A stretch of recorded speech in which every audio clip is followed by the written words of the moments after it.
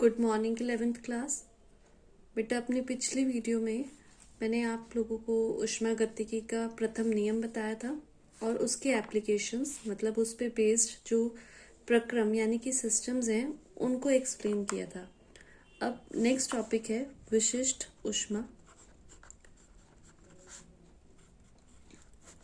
विशिष्ट ऊष्मा आप पहले भी पढ़ चुके हैं, एक बार उसको रिवाइज कर लेते हैं। विशिष्ट ऊष्मा क्या होती है कि किसी पदार्थ की विशिष्ट ऊष्मा ऊष्मा की वह मात्रा होती है जो उस पदार्थ के एकांक द्रव्यमान के ताप में एकांक वृद्धि करने के लिए आवश्यक होती है। C इसको हम रिप्रेजेंट करते हैं C से। C is equal to Q upon M into delta T. तो अगर द्रव्यमान एकांक हो जाए, ताप में वृद्धि एकांक हो जाए, तो विशिष्ट ऊष्मा किसके बराबर हो जाएगी? ऊष्मा की मात्रा के बराबर। जब पदार्थ का द्रव्यमान भी एकांक हो और जो उसमें हमने टेम्परेचर में चेंज करना हो वो भी क्या हो? एकांक हो। और इसका जो मात्रक होता है, अगर हम एमकेएस पद्धति की बात करें तो क्यू का मात्रक किलो कैलोरी पर किलोग्राम डिग्री सेल्सियस या फिर कैलोरी पर ग्राम डिग्री सेल्सियस हम इसका मात्रक लिख सकते हैं।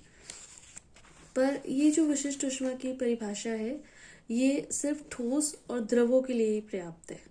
गैसों के लिए ये सफिशिएंट नहीं है। गैसों के लिए क्योंकि हम ऊष्मागतिकी पढ़ रहे हैं, उसमें काफ़ी सारे सिस्टम्स पढ़ रहे हैं, गैसों के बारे में पढ़ रहे हैं, तो विशिष्ट ऊष्मा की परिभाषा को हम थोड़ा और वास्ट थोड़ा स्टडी करते हैं हम इसकी विशिष्ट ऊष्मा की। तो विशिष्ट ऊष्मा जो है गैसों के लिए 0 से लेके अनंत तक हो सकती है। जैसे कि C is equal to Q upon M into delta T. अगर हम आयतन को स्थिर कर दें, आयतन स्थिर करने से क्या होगा? आयतन स्थिर करने से जो क्यू है वो क्या हो जाएगा? 0। आयतन स्थिर करने का मतलब कि ऊष्मा ना तो बाहर जा सकती है ना अंदर आ सकती है। तो C इज इक्वल टू क्या हो जाएगा? क्यू 0 होने से C इज इक्वल टू 0। यहाँ हमने आयतन को स्थिर कर दिया। ये हो गई स्थिर आयतन पर। जो विशिष्ट ऊष्मा है वो होती है 0। और अगर हम दाब को स्थिर कर दें, दाब को जब हम स्थिर करेंगे तो स्थिर दाब पर, दाब को स्थिर करने पर जो ताप है वो कांस्टेंट हो जाएगा, टेम्परेचर में कोई चेंज नहीं होगा। ताप को स्थिर करने का मतलब ये है कि अगर हम गैस का अचानक से प्रसार कर दें, मतलब उसके टेम्परेचर में चेंज ही ना हो पाए, या उसको प्रसार करते समय एकदम से इतनी ऊष्मा दे दे कि उसके टेम्परेचर में कोई चेंज ना हो, तो हम दाब को क्या रखेंगे? कांस्टेंट। तो तब C जो है, जब टेम्परेचर में कोई चेंज नहीं हुआ, T 0 हुआ, तो अपॉन में 0 होने से C क्या हो जाएगा? इन्फिनिट। मतलब जो गैस है, गैस की विशिष्ट ऊष्मा 0 से लेकर इन्फिनेटिव तक हो सकती है। अगर आयतन स्थिर है तो 0, दाब स्थिर है तो इन्फिनेटिव। तो विशिष्ट ऊष्मा जो है गैस के लिए वो 2 कंडीशंस में निकाली जाती हैं, एक स्थिर आयतन पर और एक स्थिर दाब पर। जो विशिष्ट ऊष्मा की परिभाषा है उसी में एक वर्ड और हम जोड़ देंगे कि स्थिर आयतन पर 1 ग्राम द्रव्यमान का ताप 1 डिग्री सेल्सियस बढ़ाने के लिए आवश्यक ऊष्मा की मात्रा को गैस की स्थिर आयतन पर विशिष्ट ऊष्मा बोला जाता है और उसको रिप्रेजेंट करते हैं हम CV से, क्योंकि आयतन यानी कि वॉल्यूम स्थिर है। इसी तरीके से स्थिर दाब पर डेफिनेशन क्या हो जाएगी? स्थिर दाब पर किसी गैस के 1 ग्राम द्रव्यमान का ताप 1 डिग्री सेल्सियस बढ़ाने के लिए आवश्यक ऊष्मा की मात्रा को उस गैस की स्थिर दाब पर विशिष्ट ऊष्मा कहते हैं। और इसको हम किससे रिप्रेजेंट करते हैं? P से, क्योंकि दाब यानी कि प्रेशर अगर हम कांस्टेंट रखें तो CP। तो 2 तरह की विशिष्ट ऊष्माएं हैं गैस के लिए, एक स्थिर आयतन पर CV और एक स्थिर दाब पर CP। इसी तरीके से अगर हम बात करें ग्राम अणुक विशिष्ट ऊष्मा की। तो ग्राम अणुक विशिष्ट ऊष्माएं भी, ये दो तरह की विशिष्ट ऊष्माएं हैं। अगर हम गैस का 1 ग्राम अणु ले लें, मतलब 1 मोल, 1 ग्राम अणु का मतलब 1 मोल से है, 1 ग्राम अणु या 1 मोल ले लें, तो ये जो विशिष्ट ऊष्माएं हैं Cv या Cp, ये क्या हो जाएंगी? अगर हम 1 ग्राम अणु की बात करें तो उसे हम रिप्रेजेंट करेंगे कैपिटल Cv से। Capital Cv is equal to m, ये स्मॉल c v। इसी तरीके से capital Cp is equal to mCp। तो ये है ग्राम अणुक विशिष्ट ऊष्माएं। तो इसकी डेफिनेशन क्या होगी?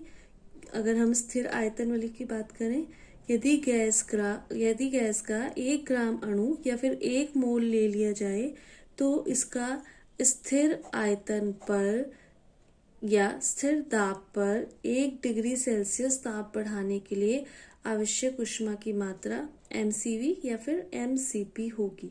तो इनका जो मात्रक होगा वो क्या होगा? कैलोरी पर मोल डिग्री सेल्सियस या फिर जूल पर मोल डिग्री सेल्सियस। उसमें हम लेते थे कैलोरी पर ग्राम डिग्री सेल्सियस, यहाँ पर कैलोरी पर मोल डिग्री सेल्सियस होगा। अब नेक्स्ट टॉपिक जो है, जो इसमें सबसे इम्पॉर्टेंट टॉपिक है, वो है मेयर का सूत्र। मेयर का सूत्र एग्जाम में कई बार पूछा जाता है, और मेयर का सूत्र जो है वो ये है Cp minus Cv is equal to R। तो ये टॉपिक है आदर्श गैस की ग्राम अणुक विशिष्ट ऊष्माओं में अंतर। ये जो विशिष्ट ऊष्माएं हैं, ग्राम अणुक विशिष्ट ऊष्माएं हैं, उनमें अंतर के लिए फॉर्मूला इस नाम से भी आ जाता है, या फिर इसका जो नाम है मेयर का सूत्र, ये इस नाम से भी डेरिवेशन आ जाता है। ये मोस्ट इम्पॉर्टेंट डेरिवेशन है। पर इस डेरिवेशन से पहले इस रिलेशन को देख के हमें ये पता चल रहा है कि Cp माइनस Cv किया हुआ है। इट मीन्स Cp Cv से ग्रेटर होता है। जो स्थिर दाब पर विशिष्ट ऊष्मा होती है वो स्थिर आयतन की विशिष्ट ऊष्मा से ज्यादा होती है। अब पहले हम ये देखते हैं कि स्थिर दाब पर विशिष्ट ऊष्मा स्थिर आयतन की विशिष्ट ऊष्मा से कैसे ज्यादा होती है। तो इसके लिए एक हम डायग्राम देखते हैं। ये एक डायग्राम देखिए, इसमें 2 बेलनाकार बर्तन लिए हैं। तो और इन बेलनाकार बर्तन में ये पिस्टन लगी हुई है। सबसे पहले हम इस बेलनाकार बर्तन की बात करते हैं। यहाँ पर क्या किया गया है? आयतन को स्थिर रखा गया है। अब आयतन को कैसे स्थिर रखेंगे? यहाँ पर इस बेलनाकार बर्तन में गैस भरी हुई है, और माना हमने इस गैस का ताप जो है 1 डिग्री सेल्सियस बढ़ाना है। तो ताप बढ़ाने के लिए नीचे से क्या दी जा रही है? ऊष्मा दी जा रही है। ऊष्मा देने से इस गैस का ताप बढ़ेगा, और ताप बढ़ने से क्या होगा? गैस एक्सपेंड होगी, गैस का आयतन बढ़ेगा। पर हमें क्या रखना है? स्थिर आयतन रखना है। तो स्थिर आयतन रखने के लिए हम क्या करेंगे? क्योंकि जब गर्म कर रहे हैं ताप बढ़ेगा, गैस एक्सपेंड होगी, तो हम इसके ऊपर कुछ बाट रख देंगे यहाँ पर। तो बाट रखने से गैस का आयतन कांस्टेंट रहेगा, जितना पहले था उतना ही रहेगा। इस तरीके से हम आयतन को कांस्टेंट रखेंगे।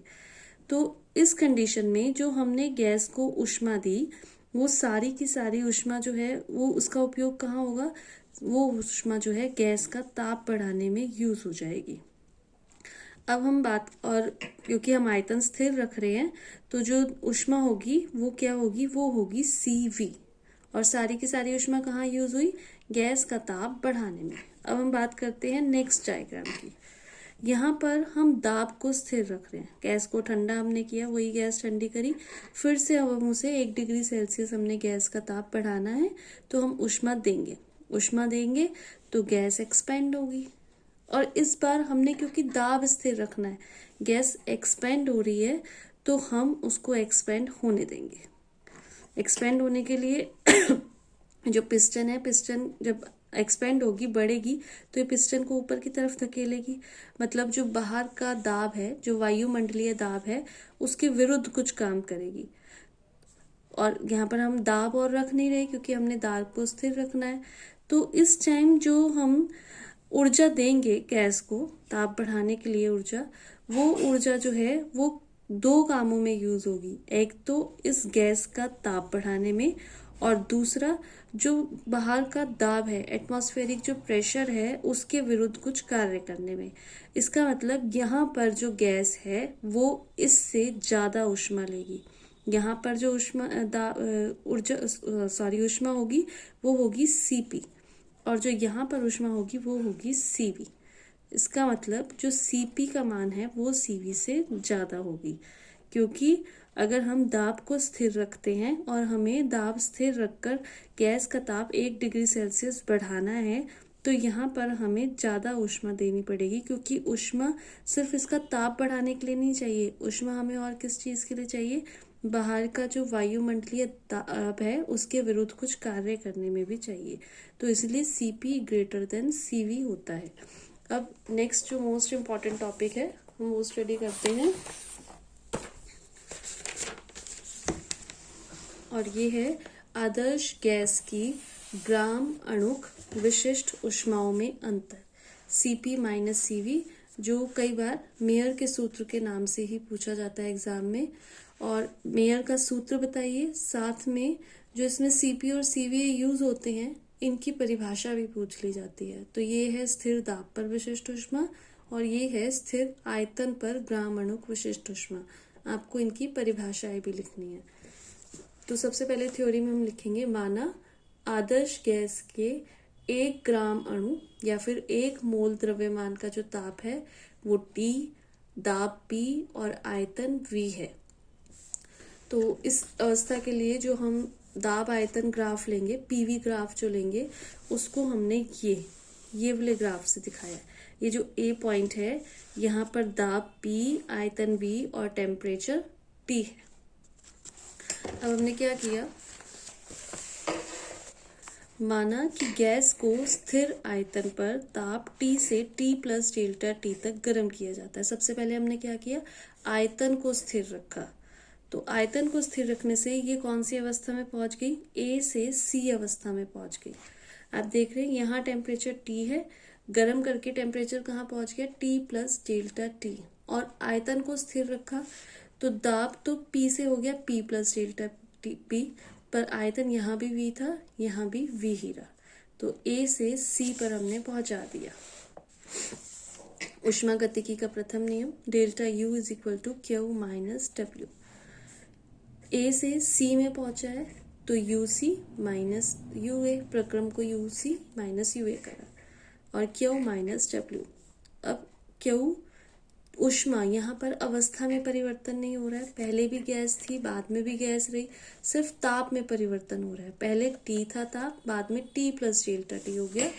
तो Q का मान जो है Cv डेल्टा T, क्योंकि हमने 1 ग्राम अणु लिया है तो इसलिए जो M है उसकी जगह, या म्यू अगर हम लेते हैं तो उसकी जगह 1 आ गया, तो इसलिए Cv डेल्टा T। और W इज इक्वल टू होता है P डेल्टा V, मैंने आपको कार्य का बताया था मान P डेल्टा V। पर क्योंकि हम जो प्रोसेस ले रहे हैं A से C तक वो है आयतन स्थिर, आयतन स्थिर, इट मीन्स डेल्टा V जो आयतन में परिवर्तन है वो हुआ ही नहीं, तो ये वाली टर्म जो हो गई वो हो गई 0।